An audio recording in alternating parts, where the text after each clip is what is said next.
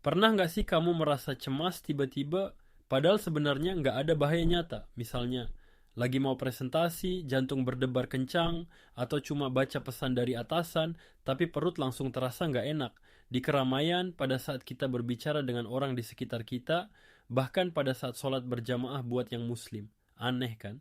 Kenapa tubuh kita bereaksi seolah-olah sedang dalam bahaya? Ternyata jawabannya ada di satu bagian kecil di otak kita. Namanya amigdala. Amigdala ini bentuknya kecil, kira-kira seperti biji almond, tapi meskipun kecil, tugasnya besar banget. Dia adalah pusat yang mengatur emosi, rasa takut, dan kecemasan di otak manusia.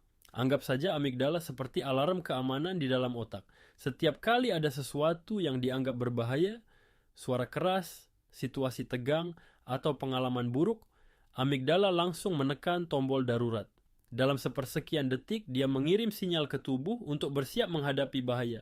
Akibatnya tubuh langsung bereaksi, detak jantung meningkat nafas jadi lebih cepat atau susah mengambil nafas, otot menegang tubuh, mengeluarkan hormon stres seperti adrenalin dan kortisol. Semua ini sebenarnya adalah mekanisme bertahan hidup. Di zaman dulu, reaksi ini membantu manusia kabur dari predator atau menghadapi ancaman nyata. Masalahnya, di dunia modern, orang-orang dengan gejala anxiety disorder, amigdala kadang terlalu sensitif. Hal-hal yang sebenarnya nggak berbahaya seperti komentar orang, overthinking, atau tekanan pekerjaan bisa dianggap sebagai ancaman. Dan ketika itu terjadi, muncul fenomena yang disebut amigdala hijack.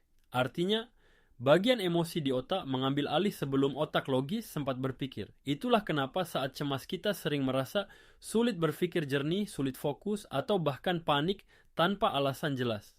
Puncaknya adalah mengalami yang namanya serangan panik. Menariknya lagi, amigdala juga sangat kuat dalam menyimpan memori emosional, terutama pengalaman buruk. Makanya, kalau kita pernah mengalami kejadian yang memalukan atau traumatis, otak bisa mengingat rasa itu sangat lama. Dan setiap ada situasi yang mirip, amigdala langsung menyalakan alarm lagi. Jadi sebenarnya rasa cemas itu bukan berarti kamu lemah.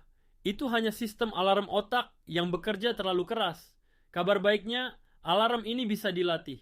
Dengan cara seperti latihan pernapasan, meditasi olahraga, atau melatih pikiran agar lebih rasional, kita bisa membantu bagian otak lain, yaitu korteks prefrontal, untuk kembali mengambil kendali. Singkatnya, kecemasan bukan hanya soal pikiran.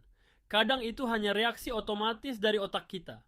Dan memahami cara kerja amigdala adalah langkah pertama untuk mengendalikan rasa cemas itu sendiri.